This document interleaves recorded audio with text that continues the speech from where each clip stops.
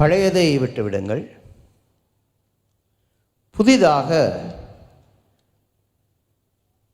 உலகை பாருங்கள், புதிதாக இறைவனை பாருங்கள். அந்த நோக்கத்தில் நாங்கள் இன்றைய நற்செய்தியை பார்த்தால் மிகவும் அற்புதமான ஒரு நற்செய்தி. எப்போவுமே நம்ம கிறிஸ்தவ அறிஞர்கள், விவிலிய வல்லுநர்கள் இவர்களிடமிருந்து தான் ஒரு இன்ஸ்பிரேஷன் எடுப்போம். ஆனால் எனக்கு பர்வீன் சுல்தானிலிருந்து ஒரு இன்ஸ்பிரேஷன் வருது. பர்வீன் சுல்தான் ஒரு இஸ்லாமிய பேராசிரியர், பேச்சாளர்.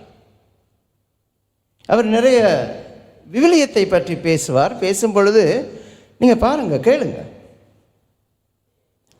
நிறைய விடயங்களை கொஞ்சம் வித்தியாசமாக அவர் பார்ப்பார். இன்றைய வாசகத்தை பற்றி அவர் பேசும் பொழுது அவர் பெண்களின் கண்ணோட்டத்தில் பார்க்கின்றார். பேசும் பொழுது சொல்கின்றார், ஒரு கேள்வி கேட்கின்றார். ஆமாம், இயேசு குனிந்து அப்படி என்னத்தான் எழுதினார்? அதை கேட்கும் பொழுது எனக்கு ஒரு ஆவல். ஆமாம், என்னத்தை தான் எழுதினார் இயேசு? யாருக்காவது தெரியுமா?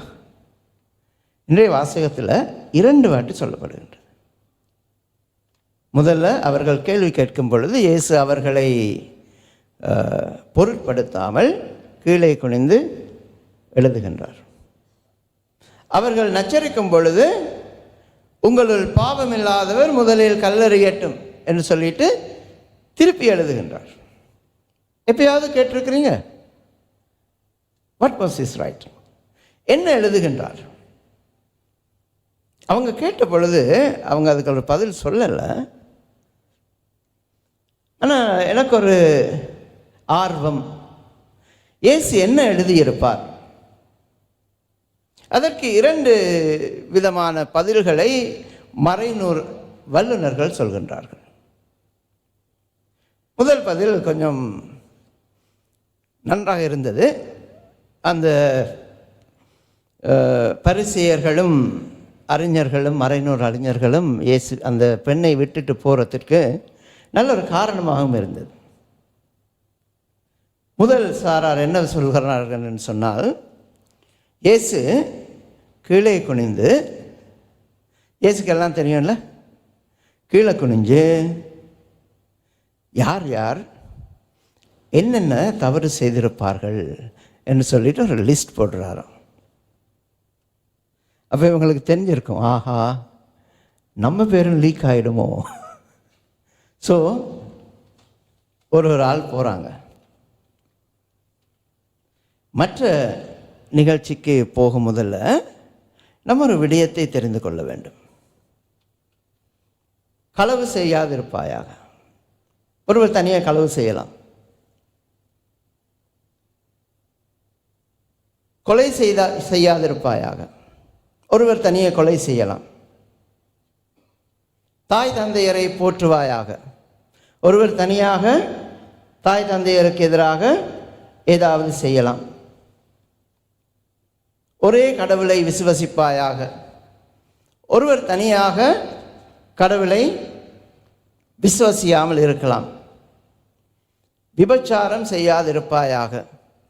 இது தனியே செய்கிற வேலை அல்ல.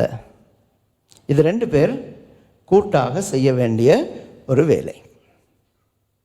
பழைய ஏற்பாட்டில் மோயிசனின் சட்டப்படி இந்த மறைநூல் அறிஞர்கள் அது ரொம்ப தெளிவாக புனித யோவான் சொல்கின்றார். மறைநூல் அறிஞர்களும் பரிசேயரும் அந்த பெண்ணை கொண்டு வந்து சொல்கின்றார்கள், இப்படிப்பட்டவர்களை, அந்த வசனத்தில் தாக்கம் உங்களுக்கு தெரிஞ்சிருக்குங்கள, இப்படிப்பட்டவர்களை கல்லால் எறிந்து கொள்ளுமாறு மோயிசன் சட்டம் நமக்கு கூறுகின்றது. நீர் என்ன சொல்கின்றீர்? மோயிசன் சட்டம் என்ன சொல்கின்றது என்று சொன்னால், இருவர் விபச்சாரத்தில் ஈடுபட்டால் அந்த இருவரும் கல்லால் எறிந்து கொல்லப்பட வேண்டும். புரியுதுன்னு நினைக்கிறேன். ஆணும் கொல்லப்பட வேண்டும், பெண்ணும் கொல்லப்பட வேண்டும். பெண் மட்டுமல்ல. ஆனால் இந்த மக்கள் என்ன செய்கிறாங்க? அந்த பெண்ணை மட்டும் எடுத்து வருகின்றார்கள். அந்த கலாச்சாரத்தின் பாதிப்பை நாங்கள் அங்கு பார்க்கின்றோம். ஆகவே இயேசு சொல்கின்றார், உங்களில் குற்றமற்றவர் இப்போ இந்த பெண்ணை நான் கல்லால் அடித்து கொள்ளுங்கள் என்று உத்தரவிட்டால், இந்த பெண்ணுடன் அந்த தவறை செய்த நிறைய பேர் உங்களில் இருப்பாங்க. அவங்களையும் கல்லால் எறிந்து கொள்ள வேண்டும். அது ஒரு சாரார் சொல்கிற ஒரு விளக்கம். ஆனால் அடுத்த சாரார் புனித ஒகஸ்தீனார் என்ன சொல்கின்றார் என்று சொன்னால், மிகவும் உன்னதமான ஒரு விளக்கத்தை புனித ஒகஸ்தீனார் கொடுக்கின்றார்.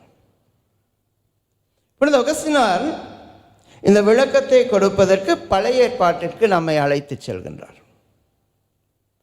பழைய ஏற்பாட்டில் சொல்லப்படுகின்றது, இறைவன் 10 கட்டளைகளை கல்லில் எழுதி, இன்னொரு இடத்தில் சொல்லப்படுகின்றது, இறைவன் கட்டளைகளை தனது கையால் எழுதி மக்களுக்கு கொடுக்கின்றார். இன்னொரு இடத்தில் சொல்லப்படுகின்றது, இவ்வளவு காலமும் கட்டளைகளில் கற்களில் செதுக்கப்பட்டன, எழுதப்பட்டன. இப்பொழுது இறைவன் அந்த கட்டளைகளை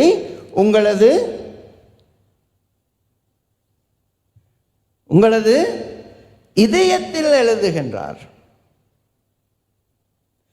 இப்போ நமக்கு எல்லாருக்கும் தெரியும் 10 கட்டளைகள் இருக்கின்றன.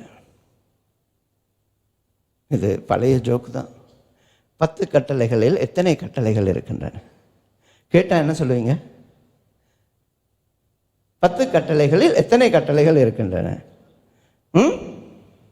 10 கட்டளைகளில் 10 கட்டளைகள் இருப்பதாக நம்ம நினைக்கிறோம். பேசிக்காக 10 கட்டளைகள் தான் இருக்கின்றன. ஆனால் அந்த இயேசு இருந்த காலத்தில் யூதர்கள் என்ன செய்கின்றார்கள் என்று சொன்னால், ஒவ்வொரு கட்டளைகளையும் கடைபிடிப்பதற்கு, அந்த கட்டளை நிச்சயமாக கடைபிடிக்கப்படுவதற்கு உறுதுணையாக சிறிய சிறிய சிறிய சிறிய கட்டளைகளை கொடுக்கிறார். அப்படி 600 சொச்சம் கட்டளைகள் அவர்களுக்கு கொடுக்கப்பட்டிருந்தன. திருப்பி அந்த கேள்வியை கேட்டால் என்ன சொல்லுங்க? 10 கட்டளைகள் அந்த காலத்தில் 600 சொச்சமான சின்ன சின்ன கட்டளைகள் இருந்தன. அதில் ஒன்று தான் கல்லால் எறிந்து கொள்ளப்பட வேண்டும். யோசிச்சு பாருங்க, பேசிக் கட்டளை என்னது? விபச்சாரம் செய்யாதிருப்பாயாக. விபச்சாரம் செய்தால் ஆணும் பெண்ணும் இருவரும் கல்லால் எறிந்து கொள்ளப்பட வேண்டும். அது அந்த 10 கட்டளைகளில் இல்லை, சப் டிவிஷன். இறைவன் கட்டளைகளை தனது கையால் எழுதுகின்றார். ஆகவே புனித அகஸ்தீனார் சொல்கின்றார், இயேசு குனிந்து மண்ணில் நிலத்தில் புதிய கட்டளையை எழுதுகின்றார். அதை சொல்வதற்கு புனித அகஸ்தீனார் சொல்லுகின்றார், இந்த உலகத்தை இறைவன் தனது வார்த்தையால் படைக்கின்றார். அந்த வார்த்தை மனிதனானார், நம்முடைய குடிகொண்டார். அந்த வார்த்தை இயேசு. அந்த இயேசு இறைவனின் படைப்பின் ஆரம்பம். இப்பொழுது நமக்கு அந்த 10 கட்டளைகளை மீண்டும் எழுதி புதிய நோக்கில் நாம் பார்ப்பதற்கு புதிய கட்டளையாக கொடுக்கின்றார். மோயிசன் விபச்சாரத்தில் பிடிபட்ட பெண்ணையும் ஆணையும் கல்லெறிந்து கொலை செய்வதற்கு அவர் கொடுத்த காரணம் என்னென்று சொன்னால், கூண்டோடு ஒரு பாவத்தை நாங்கள் அழிக்க வேண்டும். கூண்டோடு ஒரு பாவத்தை அழிக்க வேண்டும் என்று சொன்னால் கட்டளைகள் மிகவும் கடுமையானதாக இருக்க வேண்டும். யோசிச்சு பாருங்க, நான் டிரைவர், உங்கள் மத்தியில் நிறைய டிரைவர்ஸ் எல்லாம் இருக்கிறாங்க. இந்த டிமெரிட் பாயிண்ட் ஒன்று இருக்குல்ல, இருக்குது. சிங்கப்பூரில் டிரைவர்ஸுக்கு 24 பாயிண்ட்ஸ் கொடுத்துருப்பாங்க. நம்ம ரெட் லைட் பீட் பண்ணினா 6 பாயிண்ட் கழிச்சிடுவாங்க. இன்னொரு வாட்டி ரெட் லைட் பீட் பண்ணால் இன்னொரு 6 பாயிண்ட் கழிச்சிடுவாங்க. இன்னும் 2 வாட்டி பீட் பண்ணால் லைசன்ஸை பிடுங்கிடுவாங்க. அதுக்கு பிறகு ஓட்ட முடியாது. இந்த டிமோரேட் பாயிண்ட்ஸ் இல்லாமல் ரெட் லைட்டை பீட் பண்ணால் 100 வெள்ளி அபராதம். என்ன நடக்கும்? கட்டிட்டு போயிட வேண்டியது தானே, இஃபெக்ட் இருக்காது. ஸோ நாங்கள் டிரைவர்ஸை கட்டுப்படுத்த வேண்டும் என்று சொன்னால் என்ன செய்ய வேண்டும்? கட்டளைகள் கடினமானதாக இருக்க வேண்டும். மோயிசன் அதனால் கட்டளைகளை கடிமைப்படுத்துகின்றார். இயேசு கட்டளைக்காக பார்க்காமல் அவர் மனித தன்மையுடன் பார்க்கின்றார். அதுதான் வித்தியாசம். 10 இயேசு 2ஆக அந்த கட்டளைகளை குறைக்கின்றார் என்பது அடிப்படை அல்ல. மாறாக கட்டளைகள் இறைவன் சம்பந்தப்படுத்தப்பட்டது, மனிதன் சம்பந்தப்படுத்தப்பட்டது. முதல் 3 இறைவனோடு உள்ள உறவை மேம்படுத்துவதற்காக, மற்ற 7 கட்டளைகளையும் மனிதரோடு உள்ள உறவை நாங்கள் மேம்படுத்துவதற்காக நமக்கு கொடுக்கப்படுகின்றது. ஆகவே இயேசு சொல்கின்றார், இறை உறவை நாங்கள் புதுப்பிப்போம், மனித உறவை புதுப்பிப்போம். அப்படி புதுப்பிக்கும் பொழுது நமக்கு கட்டளைகள் அவசியமாக இருக்காது. அன்பு என்ற அந்த அடித்தளம், அந்த அத்திவாரம் மட்டுமே நமக்கு அவசியம். இதில் ஒரு முக்கியமான விடயம் என்னன்னு சொன்னால், தவக்காலத்தின் ஆரம்பம். நமக்கு விபூதியெல்லாம் பூசினாங்களா? பூசும் பொழுது என்ன சொல்லி பூசுவாங்க? அது புது வெர்ஷன். மனம் திரும்பி நற்செய்தியை நம்புங்கள். நானும் அதுதான் சொல்கிறேன். இப்போ repent and believe in the good news. எந்த வயசு மக்கள், பழைய காலத்து மக்கள் என்ன சொல்லி பூசுவாங்க? மனிதனே, நீ மண்ணா இருக்கின்றாய், மண்ணுக்கே திரும்புவாய். இது சொல்கிற முறையில் அது நல்லதா கெட்டதான்னு நம்ம யோசிக்கலாம். இப்படிப்பட்டவர்களே நாங்கள் கல்லால் எழுந்து கொள்ள வேண்டும். அதில் ஒரு நுவான்ஸ் இருக்கு இல்லையா? மனிதனே, நீ மண்ணா இருக்கிறாய், மண்ணுக்கே திரும்புவாய் என்று சொன்னால் ஏதோ சாபம் சொல்கிறது போல் இருக்குது, சாபம் இடுறது போல் இருக்குது. நம்ம சில நேரம் சொல்லுவோம் கோபத்தில் ரொம்ப சரளமாக சொல்லிட்டு போயிட்டே இருப்போம் இல்லையா? நாசமாக போக சொல்லுவோமா இல்லையா? சொல்கிறது இல்லையா? நீங்கள் ரொம்ப நல்லவங்க. அதாவது மனிதனே, நீ மண்ணா இருக்கிறாய், மண்ணுக்கே திரும்புவாய். ஆனால் இதை நம்ம ஒரு நிறைவான கண்ணோட்டத்தில் பார்க்கலாம். மனிதனே, நீ இப்பொழுது பாவம் செய்திருக்கின்றாய், நீ மண்ணுக்கு திரும்புவாய். மண்ணுக்கு திரும்பினா என்ன நடக்கும்? நம்ம புதுப்படைப்பாக மாறுவோம். எப்படி? கடவுள் ஆதாமை எப்படி படைக்கின்றார்? திருப்பி ஆரம்பத்தில் இருந்தா ஆதாமை மண்ணிலிருந்து படைக்கின்றார். மண்ணிலிருந்து படைத்த அந்த ஆதாமிற்கு தனது மூச்சு காற்றை ஊதி தனது உயிரை அவனுக்கு கொடுக்கின்றார். மனிதனே, நீ மண்ணா இருக்கின்றாய், மீண்டும் மண்ணுக்கே திரும்புவாய்.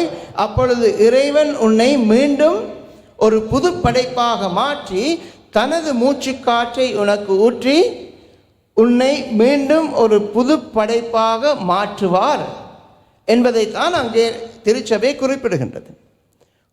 ஞானஸ்நானத்தின் மூலமாக நமக்கு புது வாழ்வு கிடைக்கின்றது. ஒவ்வொரு முறையும் நாங்கள் பாவ சங்கீதனம் பண்ணும் பொழுது குருவானவர் சொல்கின்றார், உனது பாவங்கள் அனைத்தும் மன்னிக்கப்பட்டு விட்டன, புது வாழ்வு நமக்கு கிடைக்கின்றது.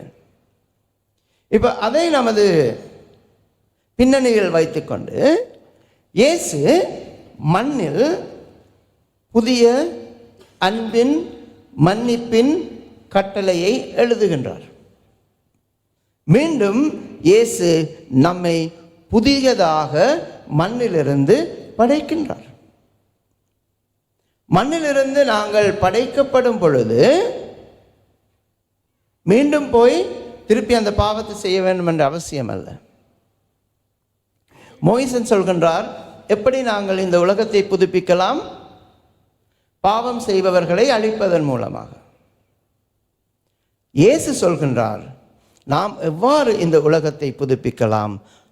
பாவம் செய்தவர்களுக்கு மன்னிப்பு கொடுத்து அவர்களை அரவணைப்பதன் மூலமாக.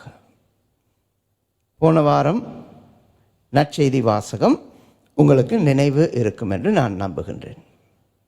அந்த மகன் திரும்பி வரும் பொழுது அந்த தந்தை அந்த மகனை புது படைப்பாக புது பிறப்பாக ஏற்றுக்கொள்கின்றார். இயேசு மண்ணில் எழுதும் பொழுது அந்த பெண்ணுக்கு புத்துயிர் கொடுக்கின்றார், அவளை புது படைப்பாக மாற்றுகின்றார். ஆனால் அந்த பெண்ணை நோக்கி சொல்கின்றார், மீண்டும் பாவம் செய்யாதே. அப்பொழுது தான் இறைவனது புது வாழ்வு நம்மிடம் நிலைத்து நிற்கும். சில அன்புமிக்க சகோதர சகோதரிகளே, முதல் வாசகம் நம்ம யோசிக்கலாம், என்ன புதுசாக இருக்குது முதல் வாசகத்தில்? புனித இசையாஸ் தீர்க்கதரிசி அந்த முதல் வாசகத்தை எழுதும் காலத்தில் மக்கள் அடிமைத்தனத்தில் இருக்கின்றார்கள். சாதாரணமாக அடிமைத்தனத்தில் இருக்கும் மக்களை இறைவன் எவ்வாறு காப்பாற்றுவார், அவர்களுக்கு விடுதலை வாழ்வு கொடுப்பார் என்று சொன்னால், அவர்களுக்குள்ள ஒரு தீர்க்கதரிசியை அல்லது ஒரு போராளியை அல்லது அவர்களுக்குள் ஒரு தலைவரை ஏற்படுத்துவார். ஆனால் இந்த வாட்டி இறைவன் அப்படி செய்யவில்லை. இறைவன் என்ன செய்கின்றார்? புற இனத்தாரின் அரசனாகிய சைரஸின் மூலமாக அந்த மக்களுக்கு விடுதலை வாழ்வு கொடுக்கின்றார். அந்த மக்கள் நினைத்து கூட இருக்க மாட்டார்கள், சைரஸ் நமக்கு உதவி செய்வார், பிற இனத்தவர் நமக்கு உதவி செய்வார். அதனால தான் அந்த வாசகத்தை நீங்கள் மீண்டும் போய் பார்த்தால், கடலுக்குள் வழியை நான் ஏற்படுத்தினேன், பொங்கியலும் நீர் நடுவே பாதையை அமைத்தேன், இப்பொழுது புறவின அரசனின் மூலமாக நான் உங்களுக்கு புது வாழ்வு அளிக்கின்றேன், மீண்டும் பாவம் செய்யாதீர்கள், நல்வாழ்வு வாழுங்கள். ஹிஸ்ட்ரி எப்படி இருக்கு? மக்கள் இறைவனின் விடுதலையை அனுபவித்தார்கள், ஆனால் மீண்டும் பாவத்தில் விழுந்தார்கள். இயேசு அந்த பெண்ணுக்கு ஒரு புதிய வாழ்வை, புத்துயிரை, அவளை புது படைப்பாக மாற்றி மீண்டும் பாவம் செய்யாதே என்று கூறி அனுப்புகின்றார். அவங்க பாவம் செய்தாங்களா இல்லையான்றது நமக்கு அவசியம் அல்ல, நமக்கு முக்கியம் அல்ல.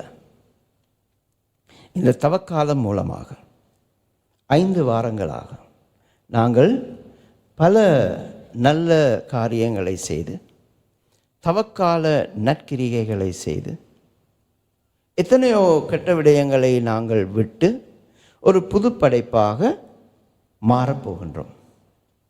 அந்நேரத்தில் இறைவன் இயேசு நமக்கு விடுக்கும் புதிய அழைப்பு என்னவென்று சொன்னால், மீண்டும் பழைய நிலைக்கு நாங்கள் திரும்பாமல் புதிய நிலையில் இறைவனோடு புதிய வாழ்வை நாங்கள் அனுபவிக்க வேண்டும். மனிதனே, நீ மண்ணாயிருக்கின்றாய், மீண்டும் மண்ணுக்கே திரும்புவாய் என்றால், இறைவன் நம்மை புது படைப்பாக அந்த மண்ணிலிருந்து மாற்றி புதிதாக தனது ஆவியின் மூச்சினாலே அந்த ஊற்றிலிருந்து நமக்கு புதிய வாழ்வை தருகின்றார். அந்த புதிய வாழ்வை கலங்கப்படுத்தாமல் பரிசுத்தமாக வாழும் வரத்தை இறைவனிடம் வேண்டி மன்றாடுவோம். தந்தை, மகன், தூய ஆவியாரின் பெயராலே ஆமென்.